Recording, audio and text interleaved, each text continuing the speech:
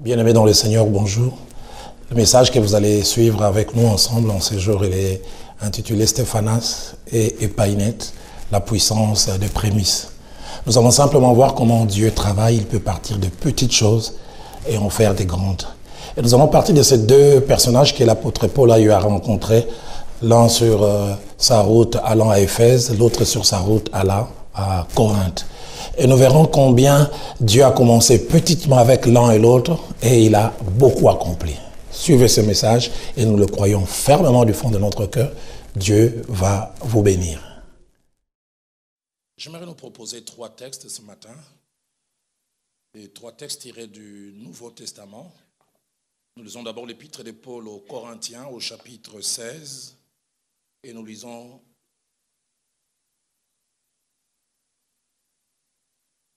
le 15e ainsi que le 16e verset. 1 Corinthiens chapitre 16.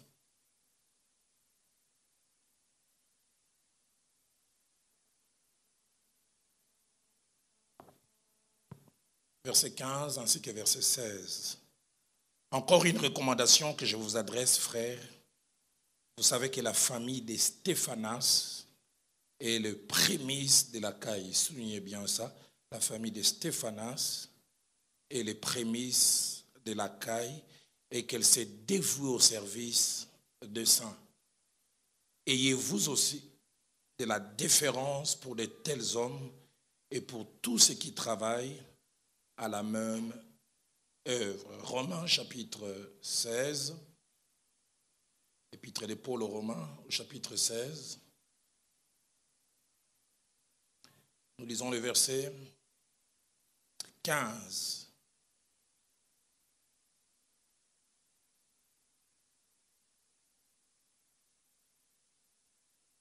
Verset 5 plutôt, pardonnez-moi, Romains chapitre 16.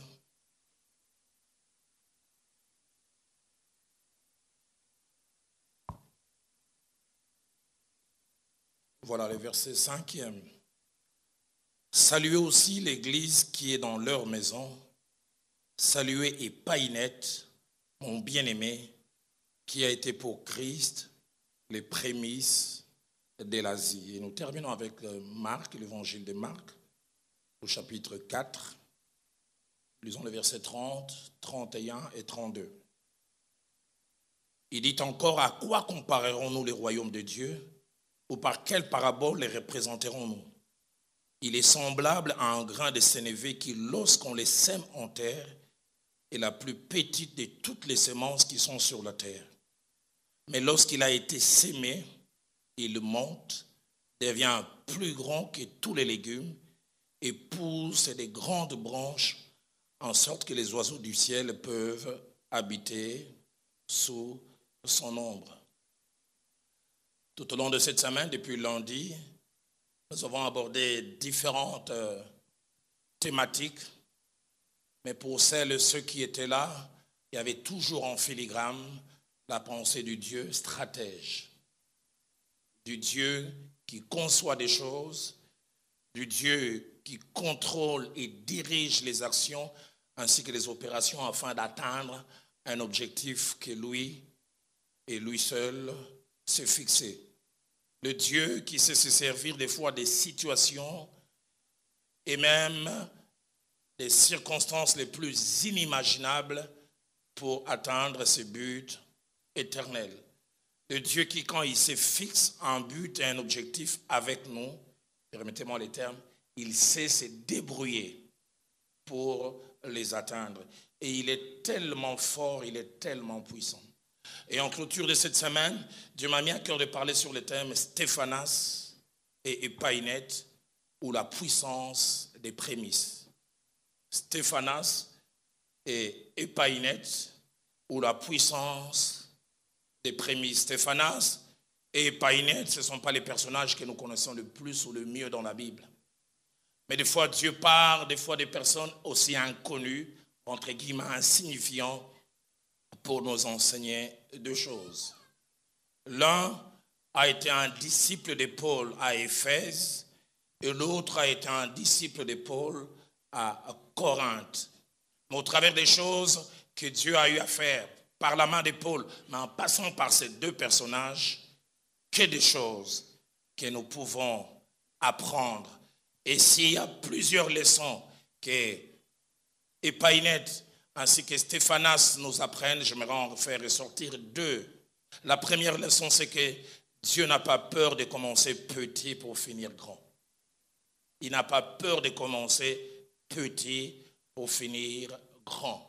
Et la deuxième leçon que Païnette ainsi que Stéphanas nous apprennent, c'est qu'avec Dieu, dans la petitesse peut se cacher la grandeur.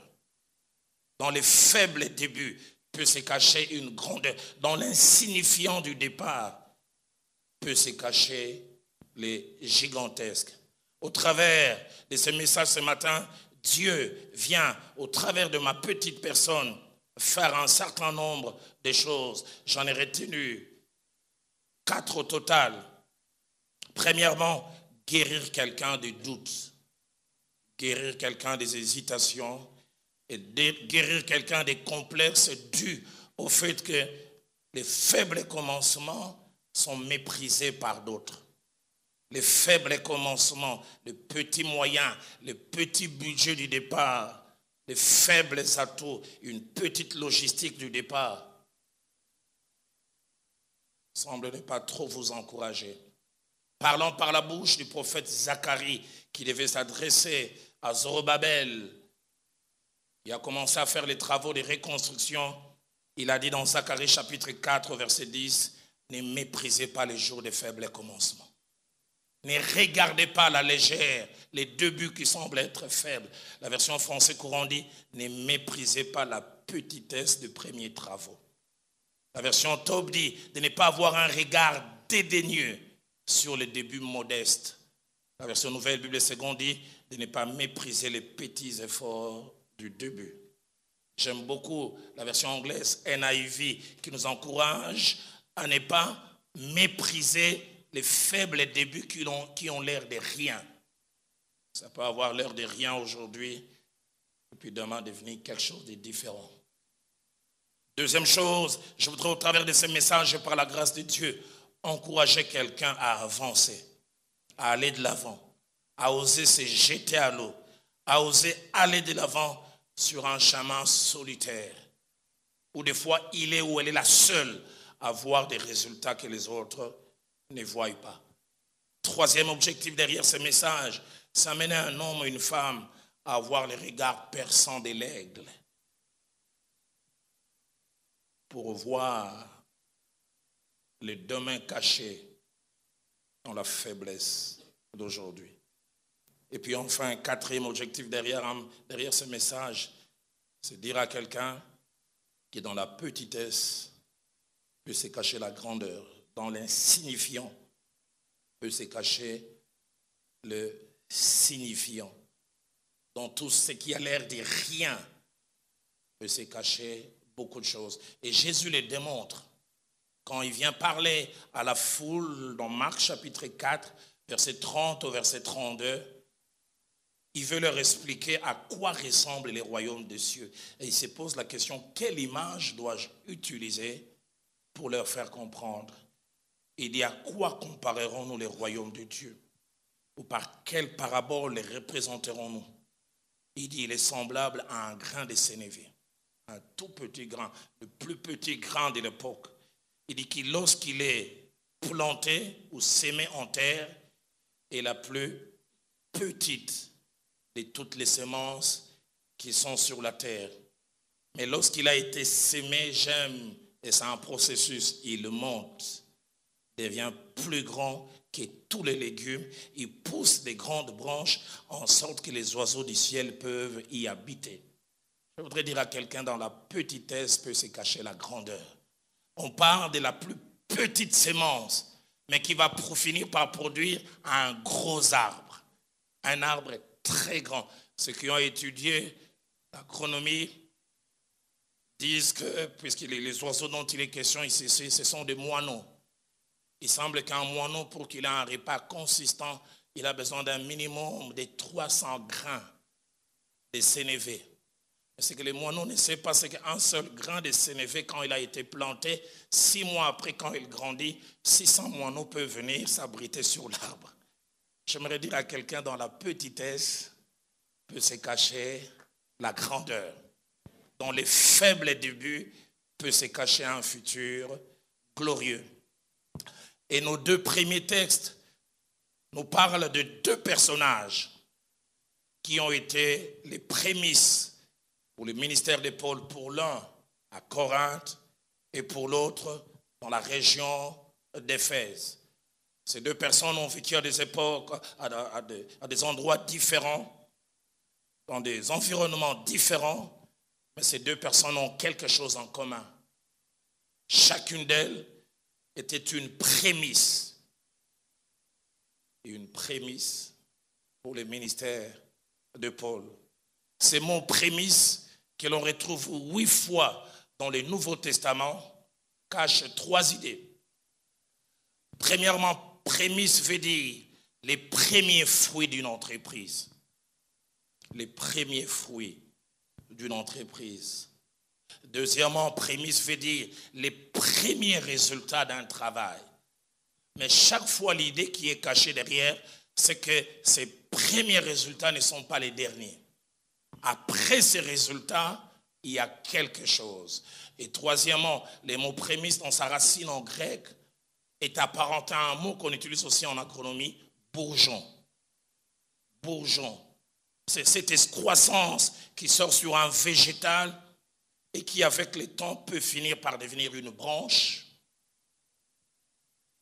produire des feuilles et puis finalement des fruits.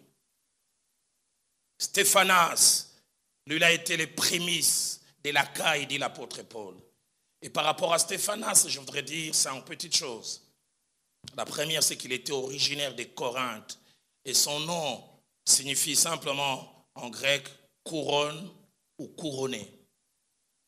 Deuxièmement, dans 1 Corinthiens chapitre 1er, au verset 16, Paul les présente comme étant l'une des rares personnes qu'il a eu à baptiser à Corinthe. Il dit, je n'ai pas baptisé plusieurs personnes, si ce n'est la maison de Stéphanas. En Corinthiens chapitre 16, au verset 17, le nomme avec 2 autres personnes, Fortunatus et Achaïcus, comme des personnes qui ont eu à rendre service à Paul, à rendre plutôt visite à Paul. Et il semble que c'est pour lui amener sûrement une aide. Il dit, je me réjouis de la présence de Stéphanas et de Fortunatus et de Achaïcus. Ils ont suppléé à votre absence. 4e et avant-dernière chose attachée à Stéphanas, c'est que lui et sa famille ont dû être impliqués dans l'œuvre de Dieu. C'est pourquoi l'apôtre dit dans 1 Corinthiens 16 au verset 15, la seconde partie, il dit sa famille s'est dévouée au service des saints. D'autres versions disent, lui et sa famille se sont donnés spontanément et pleinement pour l'œuvre de Dieu. Mais 5e chose, et c'est là la raison de notre enseignement, il est présenté non seulement lui, mais aussi sa famille comme les prémices de la caille. La version français courant, ainsi que la version Les Semeurs disent, ils sont les premiers à se convertir lors de ma mission à Achaïe. La version seconde 21 dit, c'est la famille de Stéphanas qui est les premiers fruits de la caille. Qu'en est-il de la caille? Qu'est-ce qui s'est passé à cet endroit? 6 choses à noter concernant la caille. La première, c'est que la caille était la grande province, d'abord dominée par les Grecs, mais qui a fini par être dominée par les Romains, ayant comme capitale Corinthe, la grande ville de Corinthe. Deuxièmement, Paul a visité Achaïe lors de son 2e voyage missionnaire. Et nous retrouvons dans Actes des Apôtres, chapitre 18, au verset 1er. La 3e chose, Paul y est resté quasiment 1 année et 6 mois.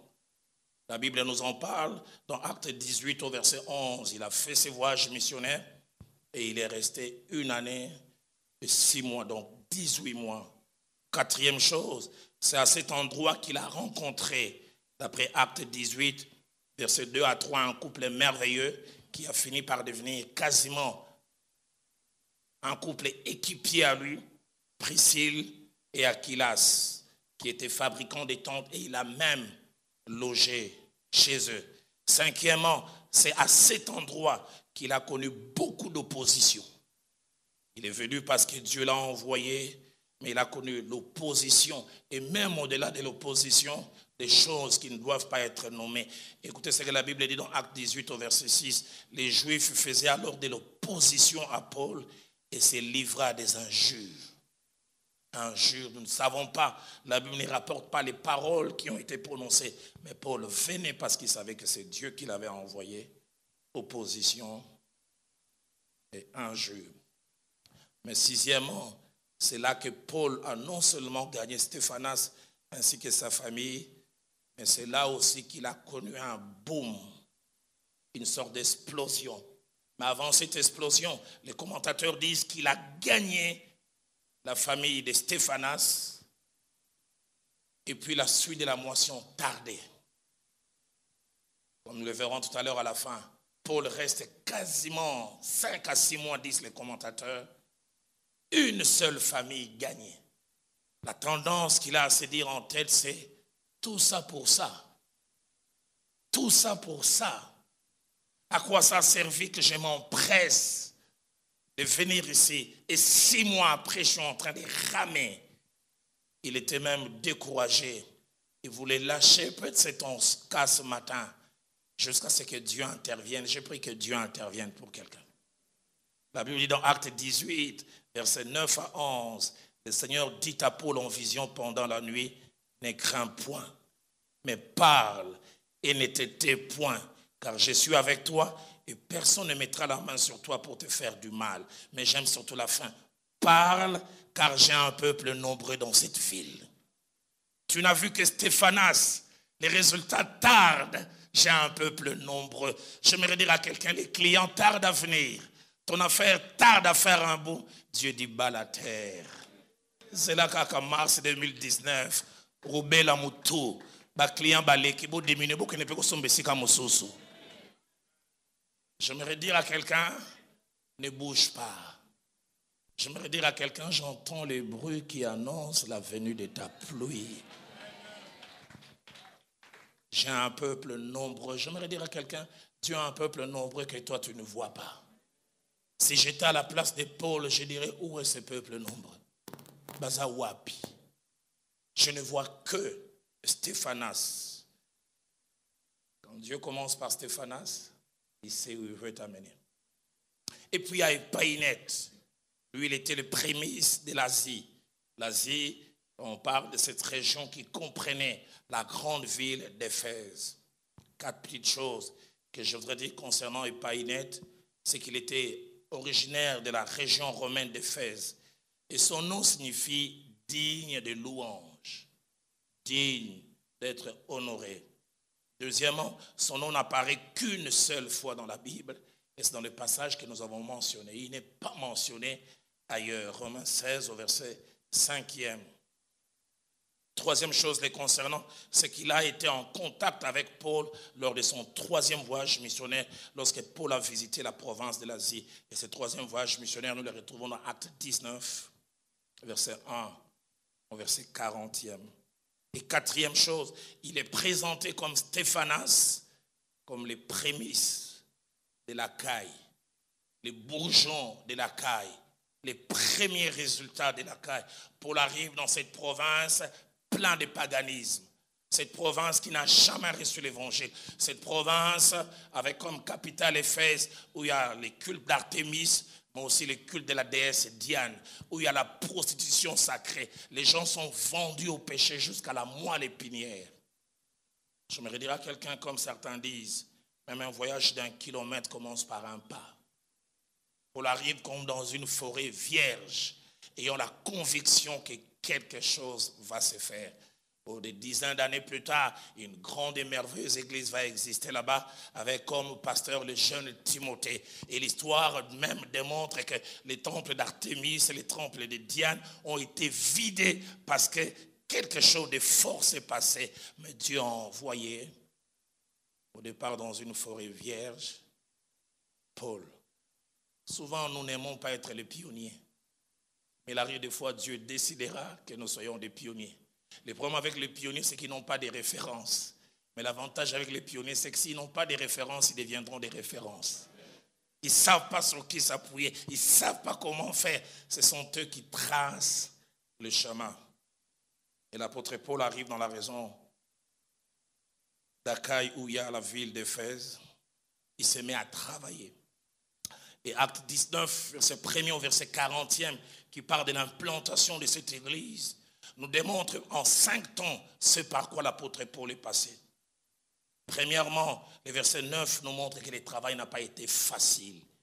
Il arrive dans cette région, la Bible dit quelques-uns restaient endurcis et incrédules, décriant devant la multitude la voix du Seigneur. C'est Dieu qui m'a envoyé, c'est Dieu qui a ouvert cette porte. Mais comment c'est si dur, c'est si difficile. Deuxièmement, acte 19 au verset 10 montre que Paul est resté 2 ans dans cette province. 2 années full, 24 mois de travail. Troisième chose, il a connu l'adversité au départ, une forte adversité. Et puis après un moment, quelques résultats ont commencé à se faire jour.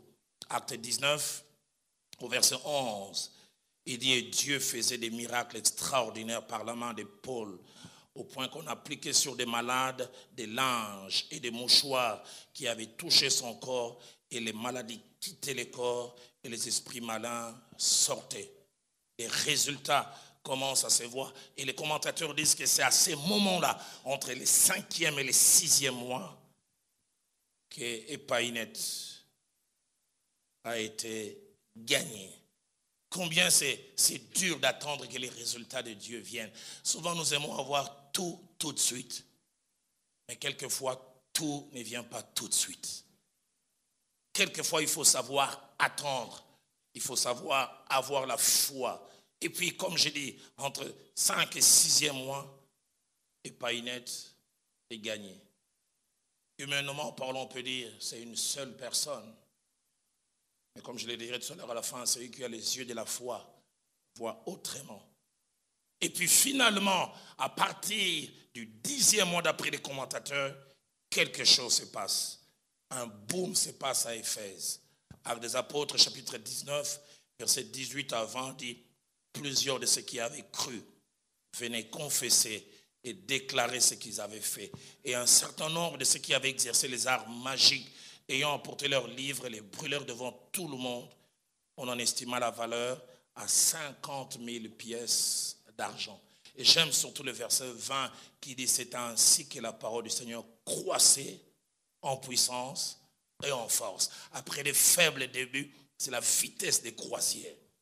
Ça va très vite et ça augmente. Et ça augmente tellement que dans un 5e temps, même les adversaires de l'évangile commencent à se plaindre. Acte 19, verset 23 à 40, nous parle de Démétrius, qui était un vendeur de statues et qui ne vivait que de ça.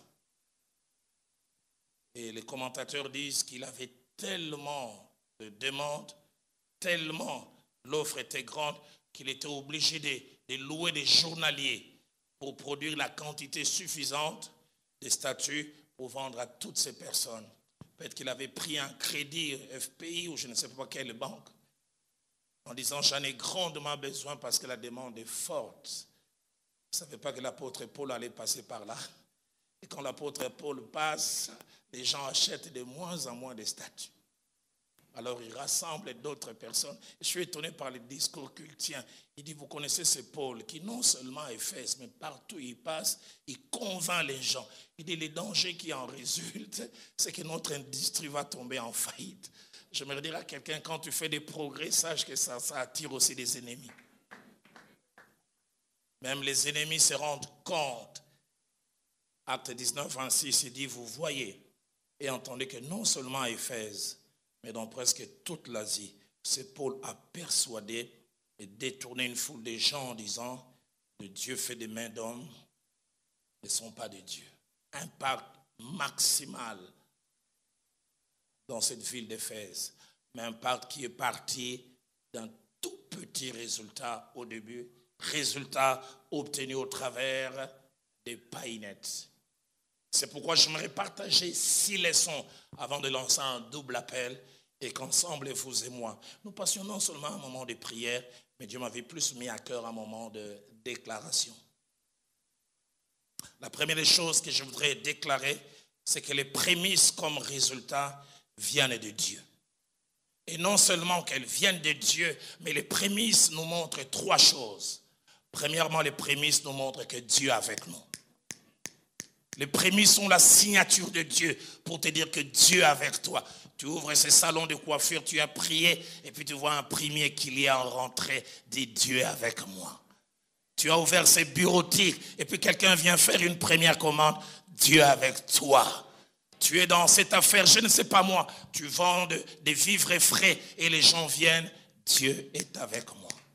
Tu es dans cette consultance et tu as un premier marché. Sache que Dieu est avec toi. Deuxièmement, les prémices veulent nous dire, nous sommes dans les bons. Nous sommes dans les bons, nous ne nous sommes pas trompés. Mais troisièmement, les prémices veulent nous dire, Dieu ne fait que commencer. Seigneur, donne-moi quelqu'un qui, quand il voit les premiers résultats, il dit, Dieu ne fait que commencer. J'aimerais dire à quelqu'un, Dieu ne fait que commencer. Je ne sais pas, ce matin, quand j'ai prié, Dieu me disait de dire à quelqu'un, ne fais pas du petit, ce que tu as eu maintenant, le maximum de Dieu. Dieu a bien plus. J'aimerais dire à quelqu'un, apprécie ce que Dieu a commencé, mais tu auras des marchés plus grands. Bénis Dieu pour ce qu'il a donné, mais dis, le meilleur arrive. J'aimerais dire à quelqu'un, va plus loin. Va plus loin. Tu as des bénéfices de $1000, tu arriveras à 10 000. Tu as des bénéfices de 100 000, tu arriveras à 1 million. Tu as ouvert un supermarché, il y en a 20 autres qui se cachent derrière. Les prémices, Dieu est avec nous. Nous sommes dans les bons. Et ça ne fait que commencer. Deuxièmement, dans la pensée de Dieu, si nous sommes sûrs que nous sommes dans sa volonté, il n'y a jamais de prémices sans masse. Après les prémices, il y a toujours la masse. La Bible appelle ça aussi la suite. Les prémices ne sont que les débuts. Et les prémices, nous les retrouvons dans l'Ancien Testament. Ce sont des offrandes qu'ils ont données au Dieu. C'était le premier fruit. Pour dire ça, ce sont les premiers que nous offrons à Dieu, mais d'autres arrivent. Il n'y a jamais de prémices ensuite. J'aimerais dire à cet homme et à cette femme qui est dans la volonté de Dieu, apprécie Dieu pour les prémices, mais dis, Dieu, j'attends la suite. Romains chapitre 11, au verset 16, nous dit, si les prémices sont saintes, la masse l'est aussi. Je voudrais dire à quelqu'un, derrière tes prémices se cache une masse. Bénis Dieu pour cette œuvre de Dieu qui a commencé avec 10 membres, mais sache qu'il y en a 100 000 autres. Bénis Dieu pour cette petite cellule, mais Dieu va amener encore plus. Je suivais les témoignages de Yonggi Cho. Il disait quand il était jeune serviteur de Dieu, Dieu lui a dit, je te donnerai une église grande. Grande comme jamais le monde n'en a connu. Et il a commencé vers la fin des années 60, autour de 68, 69. Il a dit entre 2 et 3 ans, il est resté entre 400 et 500 membres. Un ami est revenu de la Corée dernièrement. Il dit le premier culte commence à 6 heures et le dernier culte finit à 22 heures. Entre le premier et le dernier culte, 1 million de personnes qui passent. Et dans cette église, ils ont 60% des membres du Parlement. De telle sorte que le président est lui-même indirectement président d'un groupe parlementaire. Parce qu'il semble avant chaque décision, il invite tous les parlementaires.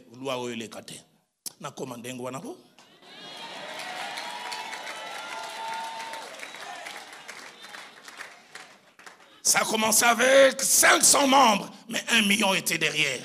Y a-t-il quelqu'un ce matin qui a la foi que ce peu derrière lequel je suis se cache bien plus?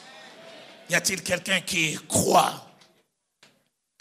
Il y a une masse derrière les prémices. J'ai suivi ce témoignage, je pense, il y a 3 ans. Alors j'étais allé visiter la ville où est né, a grandi, a évolué longtemps, Billy Graham. J'ai suivi ce témoignage qui m'a fait pleurer. On faisait passer ça en bouquet. Billy Graham est arrivé, je pense, vers les années 71, 72, aux Philippines. Avant d'aller prêcher aux Philippines, Dieu lui avait dit, quand tu vas y arriver, il y aura une marée de conversions. Tu auras des résultats comme jamais tu en as eu. Il est arrivé à cette campagne, 30 000 personnes remplies. Vous connaissez Billy Graham, systématique, pointueux dans sa présentation de l'évangile. Jamais vu quelqu'un d'aussi efficace. Billy Graham prêche lui-même, il dit, il y a des jours où je prêche, je crois que Dieu est là. Il dit, il y a des jours où je prêche, je sais que Dieu est là. Et c'était le cas. Il dit, il prêche, il lance l'appel, personne ne réagit. Il insiste, et puis finalement, un jeune homme de 18 ans s'avance.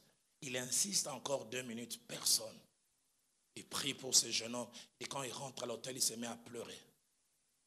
Il dit, tous ces moyens que nous avons mis en marche, tout ce que nous avons fait comme dépense, c'est pour le salut d'une seule âme. Et puis en plus, Dieu, tu nous avais parlé d'une marée, d'un razzia, d'une forme de razzia. Qu'en est-il?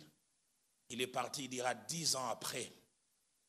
Il ouvre à la télévision, il voit, on dit, il y a un grand mouvement de réveil en Philippines. Il y a un monsieur d'une trentaine d'années qui a une église de plus de 50 000 membres dans son église mère, et puis qui a 20 autres églises mises ensemble, ça fait quasiment 1 million de personnes. Et ces pasteurs l'invitent, qui dit, je veux y aller. Et Billy Graham arrive dans cette église le premier jour, juste avant de prêcher. Le pasteur monte et dit, papa Billy Graham, tu es mon père spirituel. Il dit, comment? Il dit, il y a 12 années, tu es venu prêcher. Tu te souviens, à tel endroit, j'étais le seul converti. J'aimerais dire à quelqu'un, derrière un peut se cacher 1000. Mais regarde ça avec les lunettes de Dieu. Regarde ça avec les lunettes de Dieu. Il n'y a jamais de prémices sans la suite. J'aimerais dire à quelqu'un, ta suite arrive. Tu as eu les prémices, la masse aussi vient. Troisième chose, devant les prémices, il n'est pas simplement question de la présence des prémices, mais devant les prémices, il est question des regards. Et devant les prémices, il y a 2 sortes de regards. Premièrement, il y a les regards de celles et ceux qui ont des lunettes de Dieu, qui quand ils voient les prémices, ils disent « Amen » et j'attends la suite. Mais deuxièmement, il y a celles et ceux qui n'ont pas les lunettes de Dieu. Quand ils voient les prémices, ils disent « Il n'y a que ça. Tout ça pour ça. Que ça. » Je prie que tu portes les lunettes de Dieu. Que tu puisses savoir que derrière Stéphana se cache une masse. Derrière Epaïnette se cache une masse. Ce n'est que quelquefois, comme nous le verrons tout à l'heure, une question de temps. Que Dieu te donne les regards du prophète Élie. Et dans 1 Roi 18 au verset 44, vous pouvez voir au travers d'une petite paume de main, fruit de sa prière, qu'une pluie allait venir. Pas de gros nuages. Il a juste vu une petite paume de main, nuage et une paume de main, mais il a vu voir la grandeur cachée derrière. Quand Jésus arrive en Samarie, il rencontre une seule femme au puits de Jacob. Jean chapitre 4, verset 19, verset 28 à 29, et puis verset 39, on parle. Il rencontre une seule femme à qui il annonce l'évangile. Mais quelques temps après, la Bible dit, plusieurs de la ville crurent en Jésus à cause du témoignage de la femme. J'aimerais dire à quelqu'un, derrière une femme se cache une ville. Seigneur, donne-moi les regards qu'il faut. Je ne veux pas regarder négativement. Quatrième chose, quelquefois entre les prémices et la suite, il se passe du temps. Et quelquefois, beaucoup de temps. J'insiste, quelquefois entre les prémices et la suite, il se passe du temps. Et quelquefois, beaucoup de temps. Et c'est pourquoi plusieurs se découragent.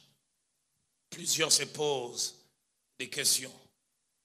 Plusieurs se demandent à quoi ça valait la peine que je vienne, que j'investisse, que je mette autant de moyens pour cette affaire. J'aimerais dire à quelqu'un, ton affaire a une saison. Et Dieu me dit, sa saison arrive. J'aimerais dire à quelqu'un, ton projet a une saison. Et sa saison arrive. J'ai demandé à 2 personnes tout à l'heure de me voir à la fin du premier culte. Parce que ce matin, quand je me suis réveillé, Dieu m'a dit, dis-leur qu'il ne quitte pas, qu'il ne lâche pas. Parce que le 2019 annonce le début de la masse. Ils ont vu jusqu'à présent les prémices. La saison de la masse arrive. Je sais qu'elles se reconnaissent. Je sais qu'elles disent Amen dans leur cœur.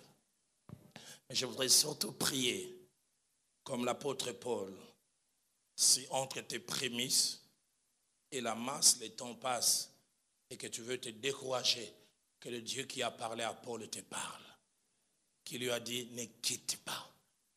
Il y a un peuple nombreux. Ne lâche pas cette affaire. Ne te décourage pas. N'arrête pas ces projets. Car les résultats maximaux sont pour très bientôt. Cinquième et avant-dernière chose, l'une des choses qui encourage Dieu à passer des prémices à la suite, c'est l'action des grâces. Apprendre à lui dire merci. J'aimerais dire à quelqu'un, ne réserve pas tes actions de grâce quand tu auras la suite. Commence à bénir Dieu quand il y a déjà les prémices. Papa, je te rends grâce pour ce que j'ai déjà. Papa, je te rends grâce pour ces résultats que je vois déjà. L'action de grâce encourage Dieu à aller plus loin. L'action de grâce fait dire à Dieu, il croit en toi. Il a vu le peu et il croit au maximum. Sixième et dernière vérité. Certains ne seront pas d'accord avec moi. C'est sûr, quand je vais finir de dire ça, quelqu'un dira Nganaza kunate na kombo na Yesu.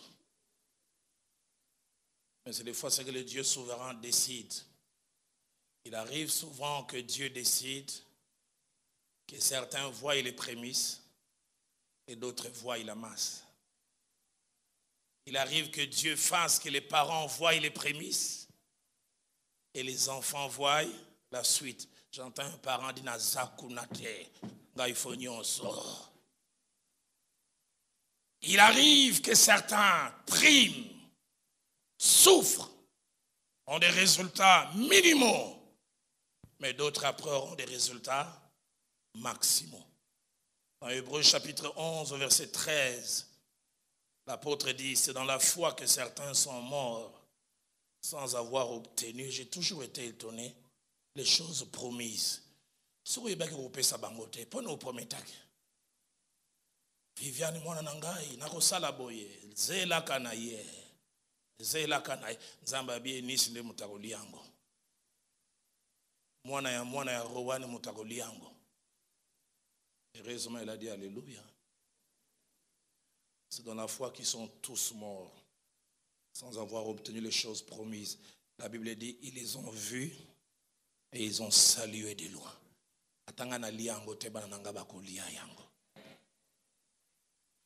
Dans Jean chapitre 4, un passage que nous n'aimons pas souvent, versets 37 à 38, Jésus-Christ déclare en ceci ce que le proverbe dit est vrai. Autre est celui qui sème, autre est celui qui moissonne. Moi j'aime le contraire. Moi j'aime que celui qui sème moissonne lui-même. Mais dans la stratégie de Dieu, des fois, les semeurs et les moissonneurs sont deux personnes. Aide-moi à poser la question à ton voisin. Yo lingi wapi semeur, yo moko moissonneur, yo moko ou bien gros changer.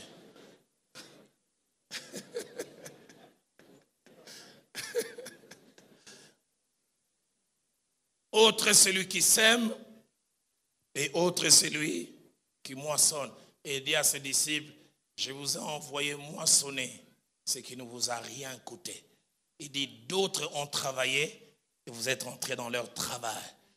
La version Alfred Kohn dit, d'autres ont connu le labeur et vous êtes entrés dans leur labeur. C'est pour cela que j'aime souvent rappeler cette belle phrase que mon pasteur, le feu Jacques-André Vernon, me disait, à moi-même et puis à d'autres serviteurs de Dieu, quand il voulait nous envoyer la plupart des fois en mission. Il disait, si dans l'œuvre de Dieu tu souffres sans résultat, sache qu'après toi, des gens auront des résultats sans souffrir. Il arrive des fois, Dieu passe par ta souffrance pour les résultats d'autres personnes. Et puis il s'est arrêté, il a dit, si dans l'œuvre de Dieu tu arrives et tu as des résultats sans souffrir, sois humble. Sache qu'avant toi, des gens ont souffert sans résultat. Des fois, Dieu fait que nous connaissions les prémices. Et d'autres, la masse. Quand je préparais cet enseignement depuis hier, je priais. Dieu me montrait 4 générations. Il disait, Roland, dans quelques années, tes 4 filles moissonneront les fruits de tes sacrifices, ton épouse et toi. Mais à la 2e génération, ça montera encore. À la 3e génération, ça montera encore. Je ne les connais pas, cette 3e et 4e génération. Mais il dit à la 4e génération, ça sera les top. Et ni si nous allons vivre vraiment à Moulaï, tant que nous allons vivre ça, nous allons vivre balona. Prémisse nous, suite ou masse d'autres. Alors que les musiciens s'avancent, ils vont nous accompagner. Je voudrais parler d'une plus merveilleuse histoire dans l'Évangile. Un monsieur américain né en 1921 qui s'appelait John Austin. À l'âge de 38 ans, il a commencé une église au Texas appelée Lakewood. Merveilleux travail. Il a œuvré. Quand il a eu 55 ans, Dieu lui a dit, cette œuvre deviendra une référence mondiale. Lui-même le dira un jour, il a vu qu'il prêchait, mais dans un grand stade, un stadium, rempli de plus de 150 000 personnes. John Austin, il s'appelait. Il est mort en 99 en laissant une église de 15 000 membres. Et les historiens disent, en mourant, il disait à ses fils, et pourtant il m'avait montré ce stadium. Et pourtant il m'avait montré ce stadium. Et pourtant il m'avait montré ce stadium. Et juste avant qu'il ne lâche, il a laissé l'église à l'un que l'on considérait comme un cheval non partant parce qu'on n'estimait pas qu'il était le meilleur. Il était même le plus souvent son chauffeur, son fils Joel Austin. Et Joel Austin a récupéré l'œuvre en moins de 5 ans. Ils sont passés de 15 000 à 200 000 membres. L'église a tellement grandi qu'il n'y a plus de temple. Ils se réunissent aujourd'hui. Ils ont acheté un stade de basket qu'ils ont réarrangé. Le père l'avait vu. Le fils l'a accompli. Lui, il a goûté aux prémices. Le fils a goûté à la suite. J'aimerais dire à quelqu'un dans ton parcours, tu verras Epainette. Premier résultat. Dans ton parcours, tu verras Stéphanas. Premier résultat. Bénis Dieu et attends la suite. Et cette suite, tu peux ne la voir que si c'est lui qui peut nous accompagner, nous soutient, t'accompagne. Et je me suis réveillé ce matin avec ce merveilleux cantique de Patrice Moubiaï. C'est en Chiluba, Moussungidi. C'est lui qui aide. Pour passer des prémices à la masse, seuls nous ne pouvons rien. Nous avons besoin de cet allié qui nous accompagne. C'est pourquoi je lance ces 2 appels. Y a-t-il un homme et une femme qui ce matin ici dans une entreprise, lancée par Dieu, avec la conviction que c'est Dieu qui était derrière, mais tu n'es qu'au stade de prémices. Et tu as l'impression que ça tarde pour passer à la masse et à la suite. Et tu veux dire, Dieu m'a parlé, je ne lâcherai pas, j'irai jusqu'au bout. Si tel est ce que vous ressentez dans vos cœurs, vous allez vous lever. Je chanterai avec vous ces cantiques et je prierai avec vous. Deuxième appel que je voudrais lancer, le plus souvent quand Dieu... Bien-aimés, nous venons de suivre ces messages et nous croyons qu'il vous a été en bénédiction. Et nous l'avons vu en 3 temps. D'abord, nous avons présenté les personnages de Stéphanas ainsi que de Painette. Et puis, nous avons présenté chaque mission, celle qui s'est passée au niveau de l'Achaïe et celle qui s'est passée au niveau de l'Asie. Et troisièmement, nous avons vu comment Dieu, le grand stratège, est parti petitement en Corinthe avec une poignée de personnes qu'il a eu à gagner la maison de Stéphanas. Et puis finalement, une grande foule est sortie dehors. Et puis nous avons vu aussi comment il a fait avec Painette à Éphèse, une petite poignée de personnes. Et Dieu a fait sortir beaucoup après. Nous voulons vous encourager. Ne méprisez pas les jours de faible commencement. Dieu fera plus avec peu. Que Dieu vous bénisse.